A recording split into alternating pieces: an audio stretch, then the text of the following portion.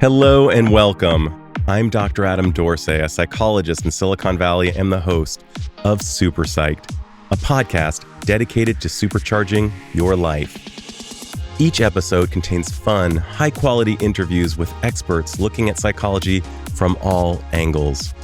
SuperPsyched is your tool to get more of what you want in your life and less of what you don't. Okay, folks, it is midsummer, and many of us have been engaged in some form of luxurious reading, and I wanted to share my all-time favorite novel with you. I consider it my most beloved work of fiction that I've ever read. It informed my head and my heart in ways, and I've read it and reread it over the years, and that would have to be The Shadow of the Wind by the great Carlos Ruiz Zafon. He called it La Sombra del Viento. It's such a beautiful sound. And it was brilliantly translated by Lucia Graves into English. So well translated that a friend of mine commented, "Wow, you can actually feel the Spanish." And the book has not only a brilliant story with the most compelling characters and twists and turns and unput-downableness overall, but it's got a backstory, at least for me, that I think you'll find interesting. And maybe you have a story behind your favorite book of all time that is nearly or at least as captivating as the book itself. In this case, it was 2007. My then 2-year-old son had a great babysitter. Her name's Sarah, and she gave my wife a birthday gift of The Shadow of the Wind. Well, I picked up the book and read the endorsements on the back, and one of them happened to be from the great Stephen King, and he said that he loved the book and that the Gothic novel was alive and well. I found myself starting the book and found myself kind of shrinking into the corner, just wanting to read the book and not talk to anybody until I was finished with it a few days later. And at the very end of the book, after reading this just perfect prose, this incredible story from a man who clearly loves his city of Barcelona the way Victor Hugo loves Paris, the way Charles Dickens loved London, it was just a thing to behold. It takes place in Barcelona in the 1940s. It's a father and a son who are bookstore owners. The father takes his son to a secret library. It's called the Cemetery of Forgotten Books. And in this cemetery of so-called forgotten books resides the last known copy of each of these titles of books, so that before they are truly dead, in order to remain on Earth, they are in this particular library. The book has characters of all colors, the kindest, the most heroic, the most villainous characters you could possibly imagine.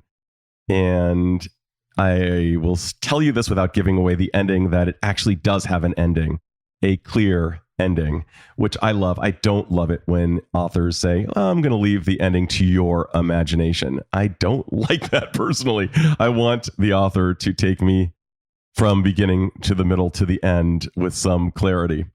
That's the tour I want to go on if I'm reading a book. So I actually pitched it to my book club, and it was chosen as the book for this next month. I hope that they like it, and we will see. Of course, everyone has a subjective experience as they read a book, so it'll be really interesting to hear what people say. But here's the story behind the story. In the year 2020, after having read The Shadow of the Wind and actually pretty much all of Carlos Ruiz Zafon's translated works, at least that I know of, and loving them all, I finally summoned up the courage to interview him. It was June 19th, 2020, a Friday to be exact, and I can remember that very well, and you'll know why shortly. So in order to find his contact information, I Googled him, only to discover he had died 3 hours prior. I was heartbroken, and I reached out to Sarah, whom I hadn't spoken to in years. And she was by this time married, living out of state. And when she picked up the phone, she said, "Hello, Adam, I was expecting your call." And I said, "Oh, I guess you heard about Carlos Ruiz Zafon." And she said, No. And I told her, and she was very sad. And she said, "The reason I was expecting your call is because I had literally just been thinking about you." And I know for a fact I was not a person whom she thought of very frequently. So that too was quite a coincidence. It was really lovely catching up with Sarah. And I found myself wanting a Spanish bottle of wine to kind of mark the occasion. But I didn't have a Spanish bottle of wine to my knowledge. And I went to the garage where I store some wine and was kind of fumbling around some bottles and saw one that I didn't recognize. And I pulled it out.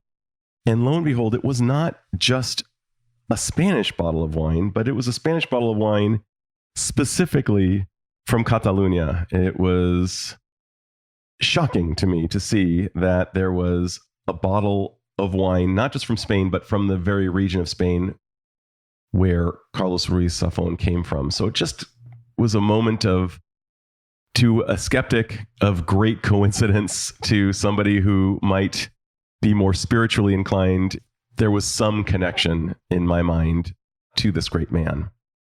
So I'd be curious to know if any of you have ever had a story behind a story, or love to hear from any of you about books that have really informed you deeply, books maybe that you go back to at various intervals in your life and read and reread, and somehow they continue to edify, inform, delight in some way, shape, or form your head and your heart. And I just wanted to give a heartfelt thank you to Carlos Ruiz Zafon for using the dash between his birth date and his death date and leaving so many gifts behind that future generations can enjoy. And thanks for listening, as always. This is Dr. Adam Dorsay thanking you for listening to Super Psyched. If you know anyone who might like it or who might benefit from listening, share it. And if you like the episode, please hit subscribe